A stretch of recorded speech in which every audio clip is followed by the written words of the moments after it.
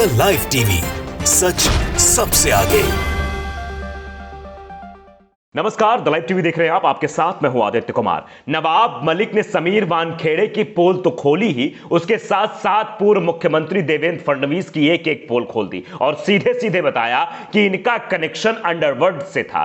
यह हर थाने में वसूली का काम करवाते थे। सीधे सीधे नवाब मलिक ने कहा है कि देवेंद्र फडणवीस हजारों करोड़ों की उगाही में शामिल हैं और उन्होंने मुख्यमंत्री रहते हुए अंडरवर्ल्ड के लोगों को बड़े पदों पर बिठाया। यह आरोप सीधे सीधे समीर वानखेड़े के बाद यह आरोप नवाब मलिक ने पूर्व मुख्यमंत्री देवेंद्र फडणवीस पे लगाए हैं और बाकायदे प्रेस कॉन्फ्रेंस करके सारे साक्ष्य भी प्रस्तुत कर किए हैं, बताए हैं, एक एक नामों का जिक्र किया। हम बताएंगे आपको कैसे नवाब मलिक ने एक एक पोल खोल कर रख दी है देवेंद्र फडणवीस की।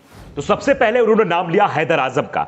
हैदर आजम को मौलाना आजाद कॉरपोरेशन का अध्यक्ष बनाने का आरोप भी लगाया उन्होंने और कहा कि हैदर आजम पर बांग्लादेशी को मुंबई में बसाने का आरोप, इसकी पत्नी पर जांच चल रही थी, तब सीएम ऑफिस से फोन करके मामले को दबा दिया गया। सबसे बड़ा खुलासा इस बात पे किया, वो वीडियो भी आप सुनिए, प्रेस कॉन्फ्रेंस सुनिए नवाब मलिक ने क्या कुछ कहा है उसमें कि सीधे सीधे हैदर आजम की पत्नी पर जब जांच हो रही थी और बांग्लादेश की पुलिस ने भी जांच करने की कोशिश की है, लेकिन उसके बाद मुख्यमंत्री कार्यालय से फोन आता है और मामले को दबा दिया जाता है। वो वीडियो देखिए आप। क्या हैदर आजम की दूसरी पत्नी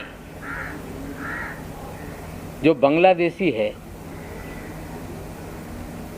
जिसकी जांच मलाड पुलिस स्टेशन ने शुरू की, 24 परगना पुलिस थाने में कागज भेजे गए, बंगाल पुलिस ने भेजा कि ये जो भी बर्थ सर्टिफिकेट है, जो भी कागजात है, ये फर्जी है। पर मलाड पुलिस स्टेशन जब मुकदमा दर्ज कर रही थी तो मुख्यमंत्री के कार्यालय से फोन करके आपने वो मामला दबाने का काम किया कि नहीं? उसके बाद एक एक करके नाम लेते गए और यह कहा कि मुख्यमंत्री साहब ने थानों में जमीन को लेकर हर जगह वसूली का काम किया। जहां भी कोई ऐसा काम आता, मुख्यमंत्री कार्यालय से फोन आता था, उसके बाद वो मामले को दबा दिया जाता था, उस मामले में उगाही कर ली जाती थी, थानों में उगाही की जाती। एक आरोप लगाए और सवाल भी दागे, क्या आपके इशारे पर पूरे महाराष्ट्र में उगाही का धंधा चल रहा था कि नहीं? जमीन मालिकों को पकड़ लाते थे और जमीन अपने नाम से लिखवा लेते थे या नहीं? सबसे बड़ा आरोप यह उन्होंने लगाया है। आप सुनिए प्रेस कॉन्फ्रेंस में क्या कुछ उन्होंने कहा। क्या आपके इशारे पे पूरे महाराष्ट्र में उगाही का काम हो रहा था कि नहीं? मामला मुंबई का हो, बिल्डरों की जमीनों का झगड़ा हो, मामला थाना में जाके कंप्लेंट करके दर्ज करके वसूली की जाती थी कि नहीं? फिर नवाब मलिक ने नोटबंदी को लेकर भी बड़ा सवाल उठाते हुए कहा कि नोटबंदी पर जो भी पैसे पकड़े गए, 14,000 करोड़ की बात वो बता रहे थे, उसमें जिस शख्स को पकड़ा गया 8 अक्टूबर 2017 को महाराष्ट्र में एक छापेमारी में 14 करोड़ 56 लाख के नकली नोट पकड़े गए। देवेंद्र फडणवीस ने रफा दफा करवा दिया। नकली नोट का नेक्सस पाकिस्तान और दाऊद से जुड़ा है। इतनी बड़ी छापेमारी, 8,80,000 का मामला बताकर दबाया गया। कोई जांच आगे नहीं बढ़ी। उसकी मदद से उनकी मदद की गई जो लोग थे। एनआईए को जांच नहीं दी गई क्योंकि उस समय की सरकार का साथ था। यह बात नवाब मलिक ने कही है। आप देखिए कि जो शख्स पकड़ा गया, जिसके ऊपर आरोप लगे थे, उसके भाई हाजी अरफात शेख को मॉनेटरी कमीशन का चेयरमैन बनाया गया, जो छोटा भाई है उसका, और ऐसे ऐसे मामलों खुलासा किया। वो वीडियो पे आप सुन लीजिए प्रेस कॉन्फ्रेंस में क्या कुछ कहा नवाब मलिक ने। जब 14 करोड़ 56 लाख पकड़े गए, जाली नोट का मामला था, तो क्या ऐसा हो गया कि जमानत हो गई तुरंत? क्या ऐसा था कि जांच आगे नहीं बढ़ी? और जिसको पकड़ा था उसके भाई को आपने अल्पसंख्यक आयोग का अध्यक्ष क्यों बनाया? फिर उसके बाद नवाब मलिक ने एक और बड़ा बम फोड़ा। नवाब मलिक ने कहा कि बताइए, दाऊद इब्राहिम का करीबी रियाज भाटी पीएम मोदी के कार्यक्रम में कैसे पहुंचा? यह बड़ा सवाल उठाया, क्योंकि रियाज भाटी जो है वो दाऊद का करीबी था और कुछ ही दिन पहले उसको गिरफ्तार किया गया था। आपको बता दें किस मामले में गिरफ्तार किया गया था, वो भी बात उन्होंने कही है। दक्षिण अफ्रीका पार्टी में जा रहा था दाऊद का करीबी रियाज भाटी, जिसको बुधवार देर रात मुंबई के साहर एयरपोर्ट पर गिरफ्तार किया गया था। तो वो प्रधानमंत्री के साथ कैसे दिखा, यह भी सवाल उठाए हैं देवेंद्र फडणवीस पर। और नवाब मलिक ने सवाल दागे के बाद कि नवाब मलिक ने कहा कि रियाज भाटी दाऊद इब्राहिम के गैंग का आदमी है।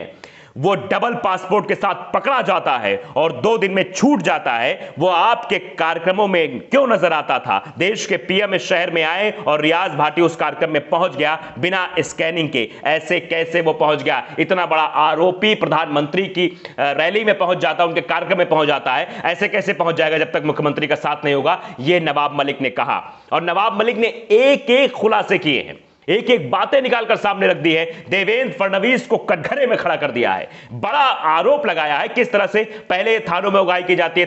3 मामले उन्होंने उजागर किए, उन तीनों मामलों के तहत अंडरवर्ल्ड से कनेक्शन सीधा सीधा जोड़ा है नवाब मलिक ने देवेंद्र फडणवीस का, और यह कहा है कि बताइए, क्योंकि आप भी जानते हैं कि गिरफ्तारी हुई थी उस पूरे मामले में।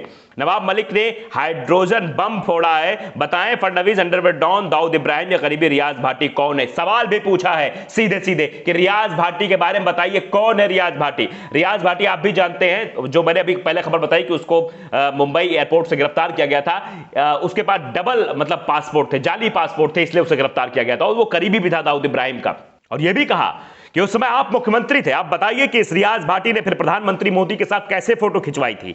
इसकी पहुंच आपके डिनर टेबल तक थी। 2 पासपोर्ट के साथ पकड़ा गया संगीन आरोपी आपके साथ घूमता था। दूसरा आरोप उन्होंने लगाया कि पाकिस्तान के जाली नोट भारत में चले, आरोपियों की तुरंत जमानत हुई, सरकार का संरक्षण था। कुख्यात गुंडों को अलग अलग बोर्ड का अध्यक्ष बनाया गया, राजनीति का अपराधीकरण किया, यह बात भी उन्होंने कही। एनसीबी के अधिकारी जो निर्दोष लोगों को ड्रग्स मामले में फंसा रहे हैं, फडणवीस उन्हें बचा रहे हैं, यह भी आरोप उन्होंने लगाए हैं कि जो लोग हैं जो इस मामले में पकड़े गए हैं, जो ड्रग्स मामले को वसूली मामला बताया जा रहा है कि वसूली के लिए सब किया जाता था, उनको बचाने की कोशिश की जा रही है। फडणवीस उन्हें बचा रहे हैं। उन्होंने थोड़ी बात करके अमृता फडणवीस पर भी थोड़ा इशारा किया, थोड़ी बात की। जो अमृता फडणवीस है वो पत्नी है देवेंद्र फडणवीस की, उन पर कहा कि देवेंद्र फडणवीस की पत्नी अमृता फडणवीस पर भी हमले किए। उन्होंने कहा कि मुंबई के वर्ली में 200 करोड़ के फ्लैट किसके नाम पर हैं? फिर उन्होंने कहा अंत में कि महिलाओं पर कुछ नहीं कहना चाहते, लेकिन उन्होंने इतना जरूर दाग दिया कि 200 करोड़ के जो फ्लैट हैं वो किसके नाम पर हैं। तो आप देखिए कि नवाब मलिक ने एक एक खुलासे करके देवेंद्र फडणवीस को कटघरे में खड़ा किया है कि अब यह तय है कि देवेंद्र फडणवीस को रात में नींद तो नहीं आने वाली है। द लाइव टीवी को अगर आपने सब्सक्राइब नहीं किया, सब्सक्राइब कर लीजिए, बेल आइकन जरूर दबाइए ताकि सच खबरें आप तक पहुंचती रहें। नमस्कार। द लाइव टीवी, सच सबसे आगे।